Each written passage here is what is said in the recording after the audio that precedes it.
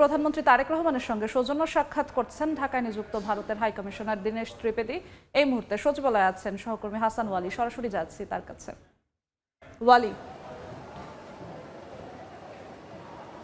বাংলাদেশে দায়িত্ব গ্রহণের পর ভারতীয় হাইকমিশনের প্রথমবারের মতো সৌজন্য সাক্ষাৎ করতে এসেছেন প্রধানমন্ত্রী তারেক রহমানের সঙ্গে। সচিবালয়ে এই সাক্ষাৎটি অনুষ্ঠিত হচ্ছে।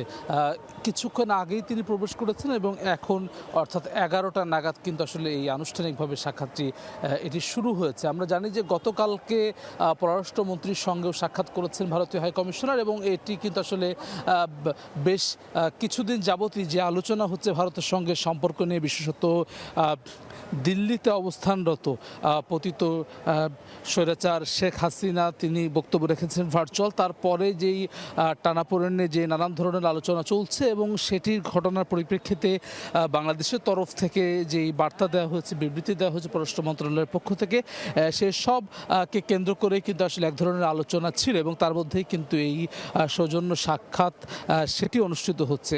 ধারণা করা হচ্ছে এই সাক্ষাতে সেসব বিষয় নিয়েও আসলে আলোচনা করা হবে। একই সঙ্গে ভারতের সঙ্গে বাংলাদেশের মানুষের যে সম্পর্ক রয়েছে সেটি আরও সামনে এগিয়ে নিয়ে যাওয়ার জন্য নিশ্চয়ই আলোচনা হবে।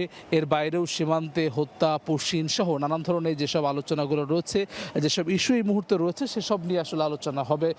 সেই বিষয় নিয়েই কিন্তু আমরা এখন পর্যন্ত জানতে পেরেছি এবং এখানে আজকে বৈঠকের শেষে পররাষ্ট্র মন্ত্রণালয়ে আনুষ্ঠানিকভাবে ব্রিফিং হওয়ার কথা রয়েছে। সেখানে মূলত গতকালকে পররাষ্ট্র মন্ত্রীর সঙ্গে বৈঠক এবং আজকে সরকার প্রধানের সঙ্গে বৈঠকে কী বিষয় নিয়ে আলোচনা হলো, কী ধরনের বার্তা দেওয়া হচ্ছে সেসব বিষয় নিয়ে আলোচনা হতে পারে। 11টা নাগাদ এই বৈঠকটি শুরু হচ্ছে, 11:30 নাগাদ অর্থাৎ আধা ঘন্টার একটি সময়সূচি রয়েছে।